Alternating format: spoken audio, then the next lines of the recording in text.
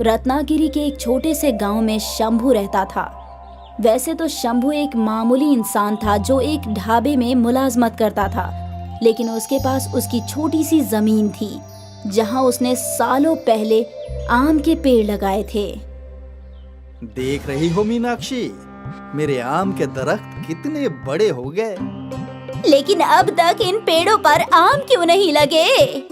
बहुत जल्द ही लगेंगे और फिर हमारी जिंदगी बदल जाएगी। उम्मीद है ये सब बहुत जल्द हो। मीनाक्षी और शंभू मिलकर अपने आम के पेड़ों का अच्छे से ख्याल रखा करते थे। रोज सुबह सारे पेड़ों को पानी डालने के बाद ही शंभू अपनी नौकरी पर जाया करता था। आज फिर तुम लेट हो गए शंभू। माफ कर दीजिए मालिक, अगली बार से नहीं होऊंगा। वो मेरे एक दरख्त में कीड़े लगे थे तो मैं उसमें दवाई डाल रहा था।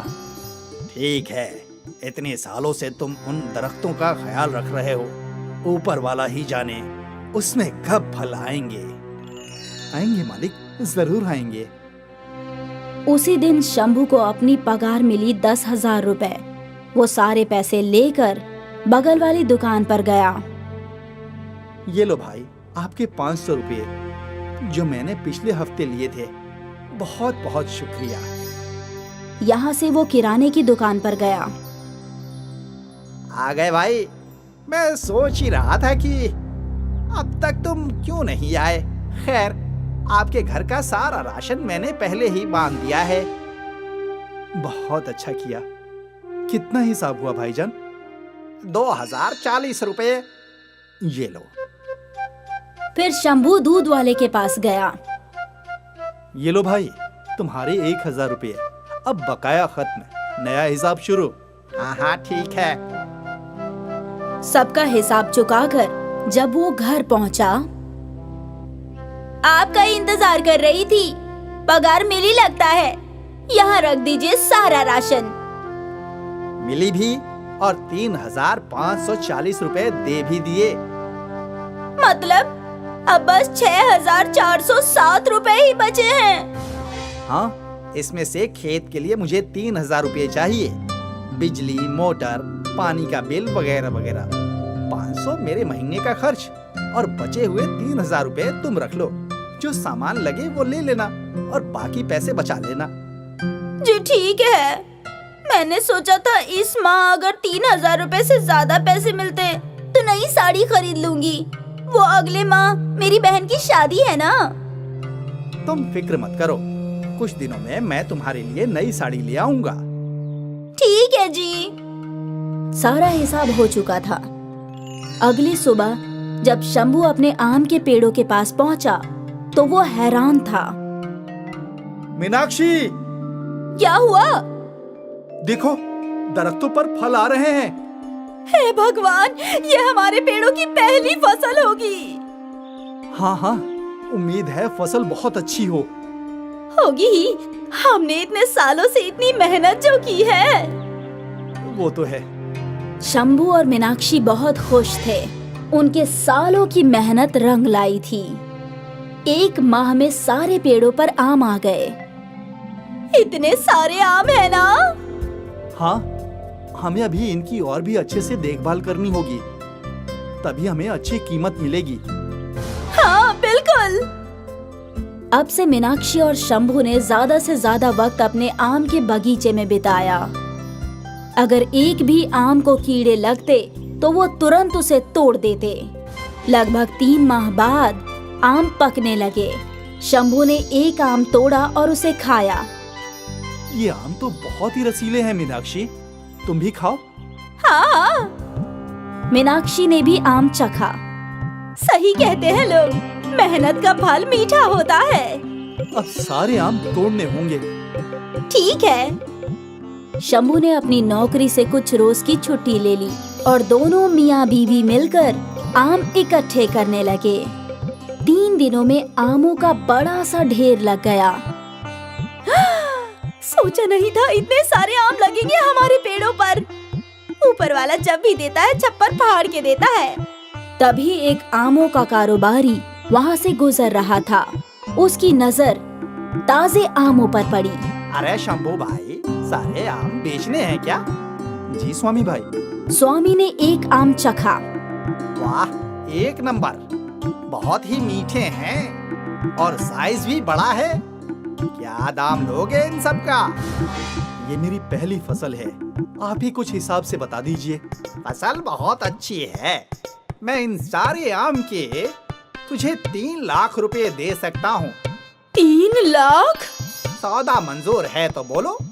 जी मंजूर है। और हाँ, अगले साल भी मुझे ही बेचना। बिल्कुल बिल्कुल, मैं पैसे और आदमी लेकर आता हूँ। ठीक है। स्वामी पैसे लेने चला गया और मीनाक्षी और शंभू गुफ्तगू करने लगे। ऊपर वाले का करम है हम पर। 3 लाख, बाप रे। करम तो है और हमारे सालों की मेहनत भी तो है मीनाक्षी। हाँ, ये मेहनत के ही तो फल हैं। वो दोनों स्वामी के लौटने का इंतजार कर रहे थे। कुछ देर बाद स्वामी एक टेम्पू और कुछ आदमी और पैसों के साथ लौट आया। ये लो शंभू, तुम्हारे पैसे। बहुत बहुत शुक्रिया। शंभू ने पहली बार इतने सारे पैसे देखे थे। स्वामी के आदमी आमों को टेम्पो में भरने लगे। सब कुछ हो जाने के बाद शंभू और मीनाक्षी घर लौटे। इतने सारे पैसों का हम क्या करेंगे? 1 लाख बैंक में एफडी रखेंगे, 1 लाख के तुम्हारे लिए जेवर बनाएंगे और 1 लाख अगले साल के लिए बचाएंगे। 1 लाख के जेवर? हाँ, जिंदगी भर मैंने तुम्हें दिया ही क्या है, सिवाय इस मंगलसूत्र के। चलो अभी जेवर खरीदते हैं। अभी? हाँ अभी। मीनाक्षी और शंभू गहनों की दुकान पर पहुँचे। आदाब अर्ज़ खिमजी भाई। आदाब आदाब। बोलो शंभू भाई, क्या दिखाऊं? भाभी जी के लिए कान की बाली या अंगूठी? आप कान की बाली भी दिखाइए, अंगूठी भी और एक हार भी। ठीक है भाई। किमजी भाई ने पहले बालियां दिखाई। मीनाक्षी ने एक बाली पसंद कर ली। फिर अंगूठियां दिखाई। मीनाक्षी ने एक अंगूठी भी पसंद कर ली। फिर किमजी भाई ने हार दिखाया। मीनाक्षी ने भी एक हार पसंद कर लिया। इन सबको मिलाकर 70,000 रुपए हो गए शंभू भाई। बस एक काम कीजिए, आप कंगन भी दिखाइए। अजी। किमजी भाई ने कंगन भी दिखाए। मीनाक्षी को एक कंगन भी जोड़े में पसंद आई। इन सबको मिलाकर 1,10,000 हुए हैं शंभू। ठीक है। शंभू ने अपने ही झोले से पैसे निकाले और किमजी भाई को दे दिया। अरे वाह भाई, इतने सारे पैसे, वो भी नकद। कोई खजाना मिला है क्या? ऐसा ही समझो। किमजी ने सारे गहने मीनाक्षी को दे दिए और वो लोग वहाँ से निकल गए। शंभू के जाते ही खीमजी भाई ने ये बात दूसरे दुकानदारों को बताई। वो शंभू मेरी दुकान से 1,10,000 के जेवर खरीद कर गया है। लगता है कोई खजाना मिला है उसे। अरे बाप रे। और ये बात आग की मानिंद फैल गई। सारे गांव वाले मिलकर मुखिया के पास गए। जरूर शंभू को खजाना मिला है, उसने 1,10,000 के जेवर खरीदे। बाप रे, वो ढाबे पे काम करने वाला शंभू ना। अगर उसे खजाना मिला है तो उस पे सारे गांव वालों का हक है। हमें उससे अपना हक मांगना ही चाहिए। हाँ चलो। मुखिया के साथ सारे लोग शंभू के घर पहुँचे। आप सब एक साथ? क्या बात है? सुना है तुम्हें खजाना मिला है। उस खजाने पर गांव वालों का भी हक है।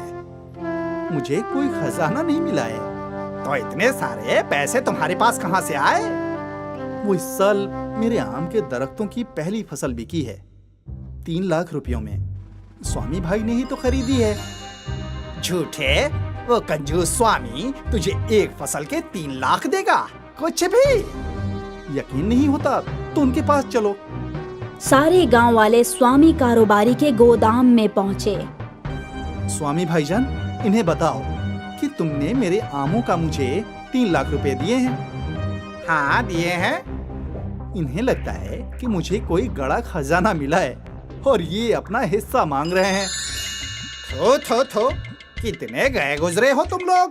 इस बेचारे ने सालों से अपने आम के दरख्तों पर मेहनत की और अब जाकर इसे दरख्तों पर फसल उगी है।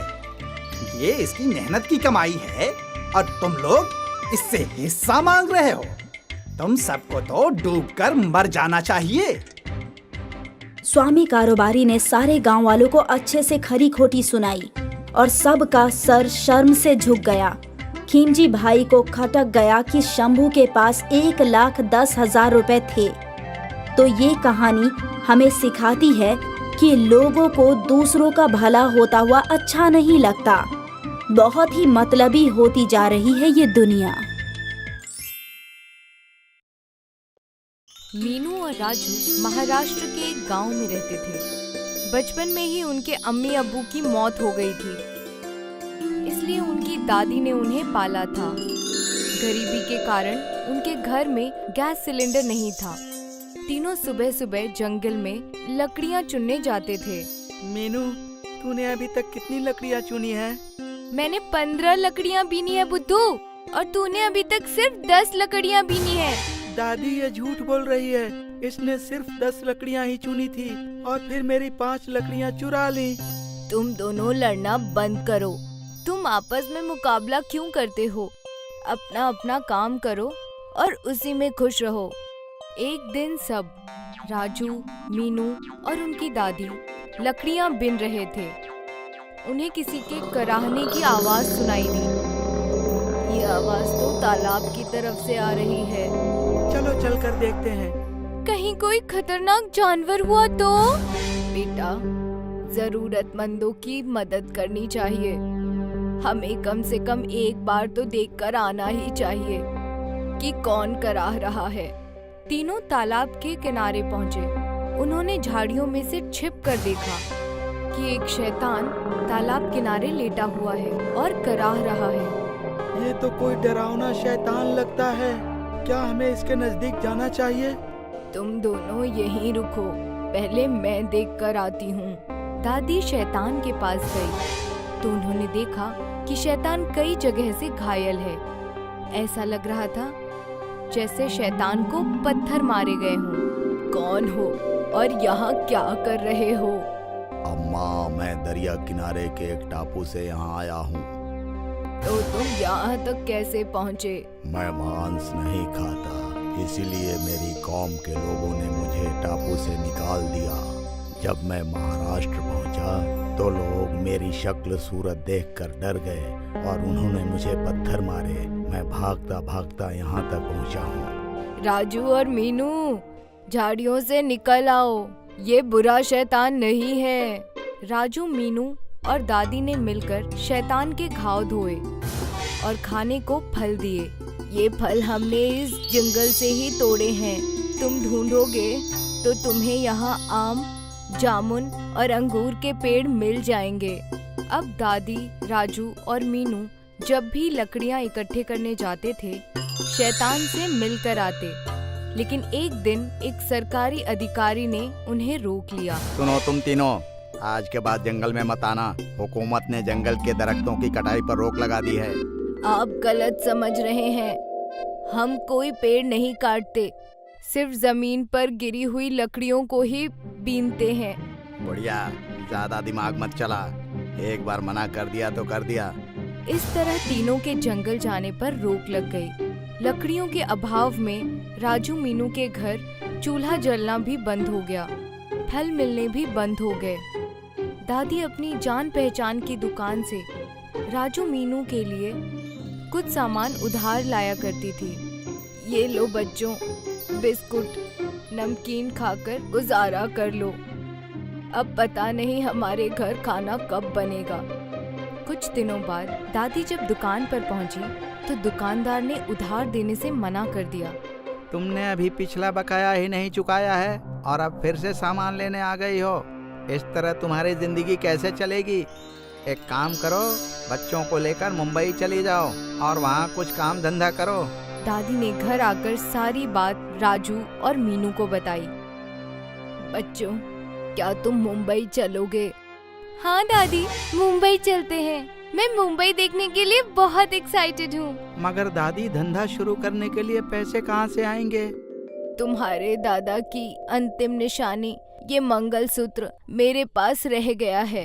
इसे गिरवी रखकर कुछ पैसे तो मिल ही जाएंगे। राजू, मीनू और दादी मुंबई चले गए, लेकिन उन्हें समझ नहीं आ रहा था कि किस चीज की रेहड़ी लगाएं। दादी, मुंबई का वड़ा पाव मशहूर है, वड़ा पाव की दुकान लगाते हैं। नहीं, वड़ा पाव तो हर जगह बिक रहा है। पूरी आलू की रेहड़ी लगाते हैं। नहीं, समोसा और ब्रेड पकौड़ा। नहीं, चाउमीन और डोसा। चाउमीन की रेहड़ी लगाएंगे क्योंकि चाउमीन के ठेले यहाँ कम हैं। उधर शैतान जंगल में परेशान हो रहा था। वो जंगल में राजू, मीनू और दादी का इंतजार कर रहा था। समझ नहीं आ रहा कि ये राजू, मीनू और दादी अब मुझसे मिलने क्यों नहीं आ रहे हैं। कहीं वो मुझसे डर तो नहीं गए, या फिर कहीं वे मुझसे नाराज तो नहीं है। मुझे कम से कम एक बार उनसे मिलने जाना चाहिए। एक दिन शैतान ने जंगल से बाहर निकलने की कोशिश की, लेकिन सरकारी अधिकारी की नजर उस पर पड़ गई। वो बंदूक लेकर राक्षस के पीछे दौड़ा। शैतान तालाब में घुस गया और उसने पानी में सांस रोककर अपनी जान बचाई। अधिकारी जब चला गया तो शैतान बाहर आया। चाहे कुछ भी हो जाए, मुझे राजू, मीनू और दादी से मिलना होगा। कहीं तीनों किसी मुसीबत में तो नहीं है। वे तीनों मुसीबत में फंसे हुए थे क्योंकि मुंबई में उनका चाउमीन का धंधा अच्छा नहीं चल रहा था। उनकी रेहड़ी के पास दो और रेहड़ी वाले चाउमीन बेचने लगे। राजू, तुम घर पर चले जाओ और जमींदारों के खेत में मजदूरी कर लेना। यहाँ मुंबई में हम तीनों का खर्चा नहीं चल पा रहा है। रही बात हम दोनों की, तो मीनू और मैं यहाँ काम संभाल लेंगे। राजू गांव वापस आ गया। राक्षस चाचा से मिले कई दिन हो चुके हैं। मुझे उनसे मिलकर अपनी परेशानी उन्हें बता देनी चाहिए। एक रात राजू झाड़ियों में छिपकर बैठ गया। सरकारी अधिकारी के सोने का इंतजार करने लगा। जैसे ही अधिकारी को नींद आई, राजू दबे पांव जंगल में घुस गया। शैतान एक पेड़ के ऊपर छुप कर रहता था। जैसे ही शैतान ने राजू को देखा, वो पेड़ से कूद पड़ा। तुमने तो मुझे डरा ही दिया था चाचा। और सुनाओ, तुम्हारे क्या हाल चाल हैं? यहाँ जिंदगी बहुत खराब है। सरकारी अफसर रोजाना गश्त पर आता है और मुझे उससे छिपकर रहना पड़ता है। तुम लोग कहाँ चले गए थे? कितने दिनों बाद तुमसे मिलना हुआ? हम लोग मुंबई चले गए थे। दादी और मीनू अभी भी वहीं पर हैं। वहाँ हम लोगों का कारोबार अच्छा नहीं चल रहा है, इसीलिए मैं लौट आया। तुमने कौन सा कारोबार शुरू किया? चाउमीन की दुकान लगाई है। चाउमीन तो मुझे भी बहुत पसंद है और मुझे ब्रेड पकौड़ा भी पसंद है। मेरी माँ मुझे चाउमीन ब्रेड पकौड़ा बनाकर खिलाती थी। चाउमीन पकौड़ा? हाँ, चाउमीन बनाने के बाद उसे बेसन में मिलाकर तल लो तो पकौड़ा चाउमीन बनकर तैयार हो जाती है। क्यों न दादी पकौड़ा चाउमीन बेचे? सही पकड़ा। आम चाउमीन तो बहुत सारे लोग बेच रहे होंगे, लेकिन तुमने अगर पकौड़ा चाउमीन बेचना शुरू किया तो तुम्हारी खरीदारी बहुत होगी। राक्षस चाचा, इस बार मैं अकेले मुंबई नहीं जाऊंगा। तुम भी मेरे साथ चलो। नहीं, मुझे पब्लिक में जाते हुए डर लगता है। डरो मत, मैं लोगों को भरोसा दिलाऊंगा कि तुम अच्छे शैतान हो। राजू ने अगले दिन सरकारी अधिकारी से बात की। चाचा, जंगल में एक शैतान रहता है, बराए मेहरबानी उसे मेरे साथ जाने दीजिए। शैतान हम सभी के लिए खतरा है, इसलिए मैं उसे जान से मार डालूंगा। आप मेरी बात का यकीन कीजिए, वो शैतान मांस नहीं खाता, इसलिए उसके टापू के लोगों ने उसे बाहर निकाल दिया। जब वो इंसानों के बीच पहुंचा तो हम इंसान उससे डर गए और उसे पत्थर मारने लगे। लगता है उस शैतान के साथ बहुत ज्यादती हुई है। ठीक है, तुम शैतान को ले जा सकते हो। इस तरह राजू ने शैतान को जंगल से बाहर निकाला। सारे गांव वाले राजू को शैतान के साथ देखकर दंग रह गए। राजू शैतान को मुंबई ले आया और उसने शैतान को रेहड़ी पर खड़ा कर दिया। रेहड़ी पर बहुत से लोग आने लगे। वे शैतान के दर्शन करते और पकौड़ा चाउमीन खाते। इस तरह राजू, मीनू और दादी के पास से पैसों की कमी दूर हो गई और वे खुशहाल जीवन बिताने लगे। अगर उन तीनों ने शैतान की मदद नहीं की होती तो आज वे शैतान के दम पर पैसे नहीं कमा पाते। तभी तो कहते हैं, अच्छे कर्मों का अच्छा फल यकीनन मिलता है। अशोक खेतों में मजदूरी का काम करता था। वो एक यतीम था, उसका कोई नहीं था। रोज उसके रास्ते में एक आम का बगीचा आया करता था। अशोक ताजे ताजे रसीले आमों को हर रोज देखा करता था। उसका बड़ा दिल करता था कि वो आम खा सके, लेकिन उस बगीचे में एक मोटा सेठ हमेशा रहता था। अरे निकम्मो, तुम लोगों को काम करने की तनख्वाह देता हूँ, काम करो। उस सेठ की आवाज सुनकर अशोक खामोशी से अपने रास्ते चला जाया करता था। एक शाम की बात है, अशोक खेत से लौट ही रहा था तो उसका तवज्जो आम के बगीचे पर गया। क्या बात है, आज कोई आवाज नहीं आ रही है। लगता है आज सेठ कहीं बाहर गया होगा। अशोक बाग में झांकने लगा तो उसका तवज्जो एक आम पर गया जो बगीचे के बाड़ पर लटक रहा था। वाह, मालूम होता है वो आम दरख्त से गिरकर बाड़ पर लटका है। मैं निकाल लेता हूँ। अशोक बाड़ पर चढ़ने लगा और नीचे कूद गया। उसने आम निकाल लिया। अरे चोर, मेरे बागीचे से आम चुरा रहा है। वो सेठ चीखता हुआ उसके करीब आया। मैंने चोरी नहीं की जनाब। अच्छा, तो ये आम कहाँ से आया? नहीं सेठ जी, मैंने चोरी नहीं की। ये आम बाड़ पर लटक रहा था, मैंने तो बस इसे बाड़ से उठाया। ये आम है तो मेरे ही बाग का ना। तुमने बगैर इसके पैसे दिए इसे उठाया तो ये चोरी ही हुई ना। चाहूं तो अभी पुलिस बुलाकर तुझे गिरफ्तार करवा सकता हूँ। नहीं नहीं नहीं सेठ जी, आप ये आम रख लीजिए, आप मुझे माफ कर दीजिए। हाँ हाँ, दफा हो जाओ। आइंदा मेरे बागीचे के आसपास भी नजर नहीं आना। पैसे वैसे तो होते नहीं हैं और चले आते हैं मुफ्त के आम खाने। अशोक उस बगीचे से आगे बढ़ गया। वो अपने गांव के करीब पहुंचा तो उसकी नजर एक ज़ईफा खातून पर गई जो आम की टोकरी के पास खड़ी थी। अरे बेटा, जरा इस टोकरी को उठाने में मेरी मदद कर दो। अशोक ज़ईफा खातून के पास गया। अरे अम्मा, ये तो बहुत वजनी लग रहा है। क्या आप इतना वजन उठा पाएंगी? हाँ बेटा, अब पेट के खातिर इतना तो करना ही होगा। अम्मा, आज आपकी ये टोकरी मैं उठाऊंगा। आप चलिए। मेरी वजह से तुम क्यों तकलीफ उठाओगे बेटा? अरे अम्मा, मैं आपके फर्जंद की मानिंद हूँ, मुझे उठाने दीजिए। अशोक ने वो टोकरी उठा ली और चलते चलते अम्मा से गुफ्तगू करने लगा। अम्मा, टोकरी भरी हुई है, क्या आज ज्यादा फरोख्त नहीं हुए? नहीं बेटा, आज खरीदार तो आए थे, लेकिन वो इतनी सौदेबाजी कर रहे थे कि मेरी लानत भी ना निकल पाए। जिंदगी बेहद मुश्किल है और अगर भरी हुई टोकरी घर ले जानी पड़ी तो ज्यादा तकलीफ होती है। मैं समझता हूँ। चलते चलते वो लोग भीड़ भाड़ वाले इलाके में पहुँचे। अशोक ने टोकरी नीचे रख दी। ताजे रसीले आम ले लो, आम, ताजे मीठे आम ले लो। अशोक की आवाज सुन कुछ खरीदारों का तवज्जो उसकी जानिब गया और उन्होंने अम्मा से आम खरीदे और उन्हें पैसे अदा किए।